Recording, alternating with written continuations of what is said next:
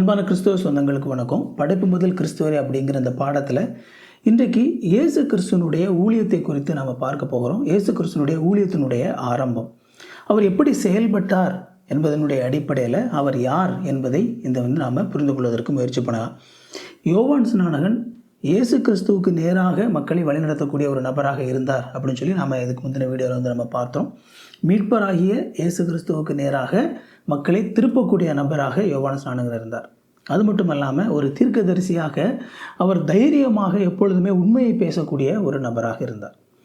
ஏரோது ராஜா செய்த தவறை துணிந்து அவர் என்ன செய்தார் அப்படின்னா சுட்டி காட்டினார். அப்படி சுட்டி காட்டினபடினால யோவான் ஸ்நானகன் சிறையில் அடைக்கப்பட்டார். பின்னால் அது நிமித்தம் அவர் சிறைச்சேதமும் பண்ணப்பட்டார் அப்படிங்கிறத நம்ம பார்க்குறோம்.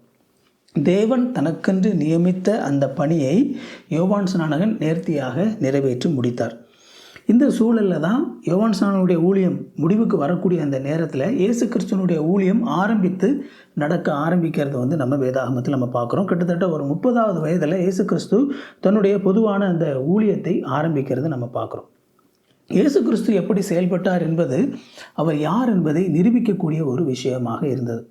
முதலாவது, இயேசு கிறிஸ்துவனுடைய போதனைகளை நம்ம பார்க்கும் பொழுது அவர் மற்ற மத தலைவர்களை காட்டிலும், அந்த நாட்களில் இருந்த மற்ற மத தலைவர்களை காட்டிலும் அவர் மிகுந்த அதிகாரம் உள்ளவராக அவர் போதித்தார் அப்படின்னு சொல்லி நம்ம பார்க்குறோம். மற்ற மத தலைவர்களை காட்டிலும் மிகுந்த தைரியம் உள்ளவராக, அதிகாரம் நிறைந்தவராக அவர் போதித்தார். மனம் திரும்புங்கள் அப்படிங்கிறது தான் அவருடைய அந்த செய்தியினுடைய சாராம்சமாக இருந்தது. மனம் திரும்புங்கள், பரலோக ராஜ்யம் சமீபத்திற்குது அப்படின்னு சொல்லி ஆண்டவர் என்ன செஞ்சார் அப்படின்னா இயேசு கிறிஸ்து மக்களுக்கு அறைகூவல் விடுத்தார். இதில் இந்த மனம் திரும்புங்கள் அப்படின்னு சொல்லி சொல்லும் பொழுது, மனம் திரும்பி சுவிசேஷத்தின் மேல் நம்பிக்கை வையுங்கள் அப்படின்னு சொல்லி ஆண்டவர் சொன்னார். நம்ம இந்த மனம் திரும்புதல் அப்படின்னா என்ன என்பதை குறித்து நாம் இதுக்கு முன்னாடி உள்ள வீடியோவில் எல்லாமே கூட நம்ம தெளிவாக பேசியிருக்கிறோம். மனம் திரும்புதல் அப்படிங்கிறது நம்முடைய சிந்தையை மாற்றிக்கொள்ளுதல். நான் ஒரு காரியத்தை எப்படி பார்க்கிறேன் என்கிற அந்த அடிப்படை சிந்தனையை மாற்றிக்கொள்வது அப்படிங்கிறது தான் மனம் திரும்புதல். இங்கே அவர் சொன்னது என்ன அப்படின்னா, நீங்கள் மனம் திரும்பி என்மேல் நம்பிக்கை வையுங்கள், நற்செய்தியின் மேல் நம்பிக்கை வையுங்கள் அப்படின்னு சொல்லும் பொழுது, அவர் மனம் திரும்பி நீங்கள் என் மேலே நம்பிக்கை வைங்க அப்படிங்கிறத தான் இயேசு கிறிஸ்து மக்களுக்கு போதித்தார் அப்படின்னு சொல்லி நம்ம பார்க்குறோம். நாம் பிசாசனுடைய ஆளுகைக்கு உட்பட்ட நபர்களாகத்தான் இந்த உலகத்தில் நாம் பிறந்தோம். அதனாலே நாம் பாவத்திலே பிறந்த நபர்களாக இருக்கிறோம். ஆனால் இயேசு கிறிஸ்து அன்றைக்கு மக்களிடத்தில் சொன்னது என்ன அப்படின்னா, நீங்கள் உங்களுடைய பாவ நிலையை ஒத்துக்கொண்டு தேவனிடத்திற்கு திரும்பி வாங்க அப்படின்னு சொல்லி ஆண்டவர் சொன்னார். இப்போ பாவ நிலையை ஒத்துக்கொண்டு இயேசு கிறிஸ்துவை விசுவாசித்து வருவது தான் மனம் திரும்புதல். மனிதன் தன்னை பொதுவாக நல்லவனாக நினைத்து கொள்கிறான்.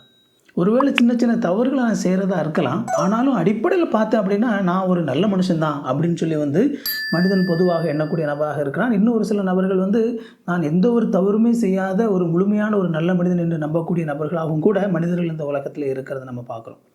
ஆனால் இயேசு கிறிஸ்துவனுடைய செய்தி என்ன அப்படின்னா, இந்த உலகம் பிசாசனுடைய ஆளுகைக்கு உட்பட்டதாக இருக்கிறது.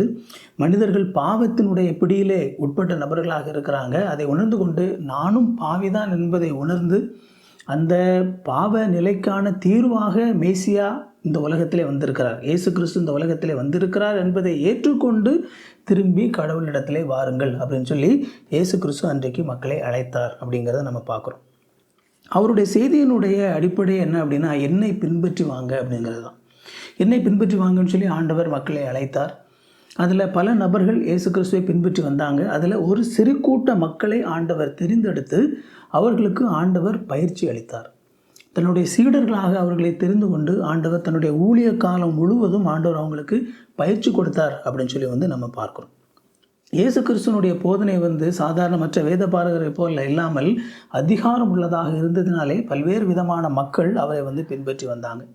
இந்த வேத பாரகர்களுடைய குறைவான வேத அறிவை ஆண்டவர் பல்வேறு இடங்களிலே இந்த மக்களுக்கு சுட்டி காட்டினார். இந்த வேத பாரகர்கள் வேதத்தை அறிந்தவர்களாக இருந்தாலும், அந்த வேதாகமம் என்ன சொல்லுகிறது என்பதை அவங்க விளக்கக்கூடிய ஒரு நபர்களாக இருந்தாலும் கூட அவங்க வேதாகமத்தின் தேவனை அறியாத நபர்களாக இருக்கிறார்கள்.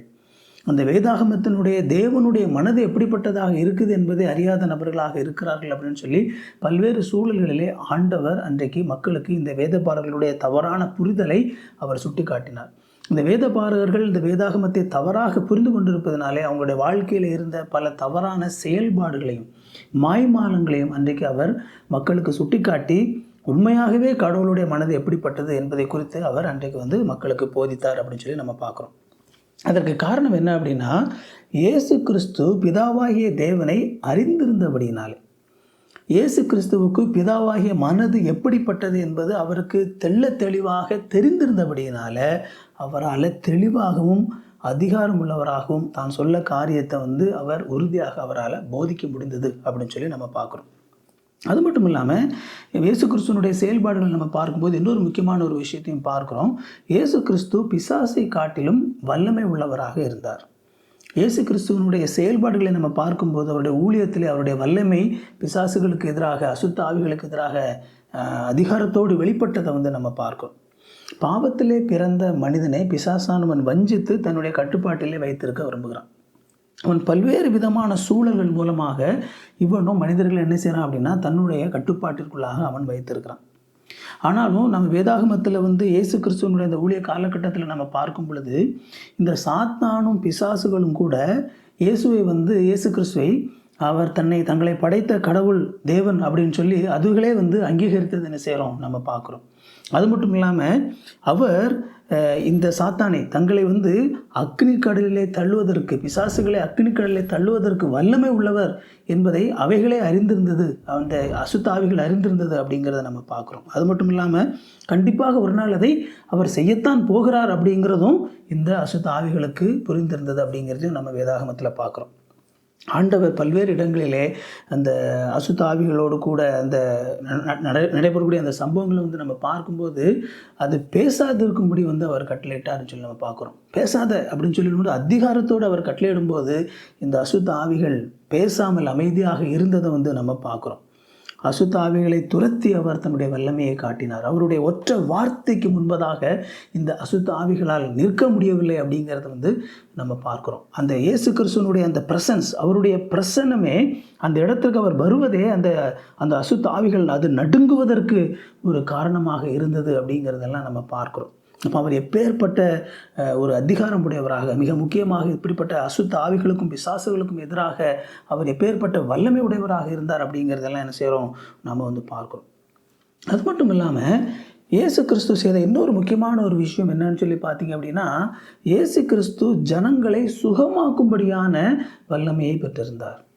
அது மட்டும் இல்லாமல் அவர் மிகவும் இரக்கம் உள்ளவராகவும், அவர் மிகவும் தயவுள்ளவராகவும், அவர் மிகவும் மனதுருக்கம் உள்ளவராகவும் இருந்தபடியினாலே அவர் இப்படிப்பட்ட மக்களை மனதுருக்கத்தோடு அவர் அந்த சுகமாக்குனதை வந்து என்ன செய்கிறோம் அப்படின்னா வேதாகமத்தில் நம்ம பார்க்குறோம். இயேசு கிறிஸ்து சர்வ வல்லவராகவும் இருந்தார், அதே நேரத்தில் அவர் மனதுருக்கம் உள்ளவராகவும் இருந்தார். அவர் ஒரு பெருமை உள்ள ஒரு கடவுளாக அவர் இல்லை. அவர் ஒரு பெருமை உள்ள நபராக இந்த உலகத்திலே அவர் என்ன செய்யலை, அதிகாரம் உள்ளவராக போதித்தார். ஆனால் அவர் பெருமை உள்ள நபராக இந்த உலகத்திலே அவர் வாழவில்லை அப்படிங்கிறத நம்ம பார்க்குறோம். அநேக மக்கள் இயேசு கிறிஸ்துவனிடத்திலே தங்களுடைய நோய்கள் சுகமாக வேண்டும் என்று வந்தாங்க.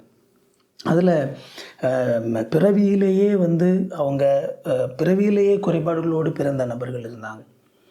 ஒருவேளை அன்றைக்கு இன்றைக்கும் கூட மருத்துவத்தாலே குணமாக்க முடியாத தொழுநோய் போன்ற அப்படிப்பட்ட நோய்களுடைய நபர்கள் வந்தாங்க.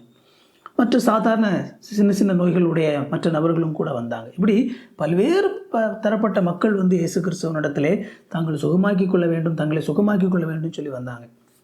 யாரெல்லாம் அவரை தேடி வந்தாங்களோ, யாரெல்லாம் அவர் இருக்கிற இடத்துக்கு ஆண்டவரே நீர் எங்களை சுகமாக்க வேண்டும் என்று அவரை வேண்டிக் கொண்டார்களோ, அவங்க எல்லாரையும் ஆண்டவர் மனதுருக்கத்தோடு ஆண்டவர் சுகமாக்கினார் அப்படின்னு சொல்லி நம்ம பார்க்குறோம்.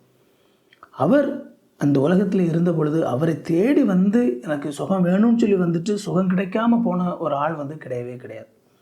அன்றைக்கு நேரடியாக அவரை சந்தித்த எல்லா நபர்களுக்கும் அவர் மனதுருக்கத்தோடு அவர் சுகம், அவங்களுக்கு அந்த நோயில் இருந்தோம், அவங்களுடைய அந்த பிரச்சனைகளில் இருந்தோம் ஆண்டவர் அவங்களுக்கு விடுதலை கொடுத்தாருன்னு சொல்லி பார்க்குறோம். அது மட்டும் இல்லாமல் இயேசு கிறிஸ்து அந்த சுகமாக்கும் பொழுது இன்னொரு முக்கியமான விஷயத்தை நம்ம கவனிக்கணும். அவர் எப்பொழுதுமே பல்வேறு சூழல்களிலே தொட்டு சுகமாக்கினார் அப்படிங்கிறத நம்ம பார்க்குறோம். ஒருவேளை அந்த நாட்களிலே சமுதாயத்தாலே ஒதுக்கப்பட்ட நபர்களாக, தீட்டு என்று எண்ணப்பட்ட நபர்களாக கருதப்படக்கூடிய பல நபர்கள், தொழுநோயாளிகள், இப்படிப்பட்ட நபர்கள் இருந்தாங்க. ஒருவேளை அந்த இரத்தம் போய்கொண்டிருந்த அந்த இவங்கெல்லாம் தீட்டாக எண்ணப்படக்கூடிய நபர்கள், சமுதாயத்தாலே இவர்கள் இந்த தீட்டு என்று ஒதுக்கப்பட்டு கூடிய நபர்கள். அப்படிப்பட்ட நபர்களையும் கூட இயேசு தொட்டு சுகமாக்கினார். ஒரு சமுதாயத்தால் தீட்டு என்று எண்ணப்படக்கூடிய பெண்கள் கூட தன்னை தொடுவதற்கு அவர் அனுமதித்தார் அப்படிங்கிறத வந்து நம்ம பார்க்குறோம். அதிலிருந்து நம்ம என்ன செய்கிறோம், என்னை புரிந்து கொள்கிறோம் அப்படின்னா, அவர் எவ்வளவு இரக்கமுள்ளவராகவும் அன்புள்ளவராகவும் தயவுள்ளவராகவும் இந்த உலகத்திலே அவர் வாழ்ந்தார் அப்படிங்கிறத வந்து நம்ம புரிந்து கொள்கிறோம். இயேசு கிறிஸ்து அன்றைக்கு அவர் சாத்தானுடைய ஆளுகைக்குள்ளாக இருந்த பல்வேறு விதமாக சாத்தானாலே வந்து மிக மோசமாக பாதிக்கப்பட்டிருந்த அந்த மக்களை அவர் விடுவித்து அவர் தான் யார் என்பதை அன்றைக்கு அந்த மக்களுக்கு முன்பதாக காட்டினார் அப்படின்னு சொல்லி நம்ம பார்க்குறோம். அன்றைக்கு மட்டுமல்ல, இன்றைக்கும் கூட சாத்தானுடைய ஆளுகையிலிருந்து ஆண்டவர் மக்களை விடுவிக்க விரும்புகிறார் அப்படின்னு சொல்லி நம்ம பார்க்குறோம். அடிப்படையில் நாம் புரிந்து கொள்வது என்ன அப்படின்னா, இயேசு கிறிஸ்துவனுடைய அந்த போதனை மற்றும் அவருடைய வாழ்க்கையிலிருந்து தன்னுடைய பாவ நிலையை ஒத்துக்கொண்டு அவரிடம் வருகிற எவரையும் ஆண்டவர் ஏற்றுக்கொள்கிறார். தாழ்மையுள்ளவர்களாக தன்னுடைய பாவ நிலையை ஒத்துக்கொள்கிற எந்த நபர்களும் தனக்கான ஒரே தீர்வு அவர்தான் என்று ஏற்றுக்கொள்கிற எவரையும் ஆண்டவர் ஏற்றுக்கொள்கிறார் அப்படிங்கிறத நம்ம பார்க்குறோம். ஆண்டவர் நம்மேல் கரிசனை உள்ளவராக இருந்து நம்மை பிசாசினுடைய அடிமைத்தனத்திலிருந்து நம்மை முழுமையாக விடுவிக்க ஆண்டவர் விரும்புகிறார். அறக்குறையா இல்லை, முழுமையாக பிசாசினுடைய அந்த அடிமைத்தனத்திலிருந்து ஆண்டவர் நம்மை விடுவிக்க விரும்புகிறார். அது மட்டும் இல்லாமல் இயேசு கிறிஸ்துவை பின்பற்றக்கூடிய நபர்களுடைய வாழ்வை மாற்றி, வெறுமனே வந்து ஒரு சுகம் கொடுக்கிறது மட்டும் இல்லாமல் ஆண்டவர் அவரை பின்பற்றக்கூடிய நபர்களுடைய வாழ்வை மாற்றி அவர்களை கொண்டு மற்ற நபர்களுடைய வாழ்க்கையிலேயும் மெய்யான வாழ்க்கை அவங்களுக்கு வந்து வாழ்வுக்குள் நடத்த ஆண்டவர் விரும்புகிறார். இதைத்தான் ஆண்டவர் வந்து தன்னுடைய ஊழிய காலகட்டங்களிலே அவர் செயல்படுத்தினதை நம்ம பார்க்குறோம். இந்த வீடியோவில் நீங்கள் கற்றுக்கொண்ட அந்த விஷயங்கள் உங்களுக்கு ரொம்ப பயனுள்ளதாக இருந்திருக்கும் அப்படின்னு சொல்லி நம்புகிறேன். நம்ம தொடர்ந்து இன்னும் இதிலிருந்து நம்ம கற்றுக்கொள்ளக்கூடிய காரியங்கள் இயேசு கிறிஸ்துவை இன்னும் அதிகமாக நம்ம புரிந்து கொள்வதற்கு நமக்கு மிகுந்த பயனுள்ளதாக இருக்கும். ஒருவேளை இந்த வீடியோ வந்து மற்றவர்களுக்கு, உங்களுடைய நண்பர்களுக்கோ உறவினர்களுக்கோ பயனுள்ளதாக இருக்கும்னு சொல்லி நினச்சிங்க அப்படின்னா அவங்களுக்கு இந்த வீடியோ வந்து ஷேர் பண்ணி விடுங்க. வீடியோ லைக் பண்ணிக்கோங்க, சேனலையும் சப்ஸ்கிரைப் பண்ணிக்கோங்க, நோட்டிஃபிகேஷன் வேணால் பெல் பட்டனை கிளிக் பண்ணிக்கோங்க. இன்னொரு நல்ல வீடியோவில் நம்ம சந்திப்போம். தேங்க்யூ. God bless you.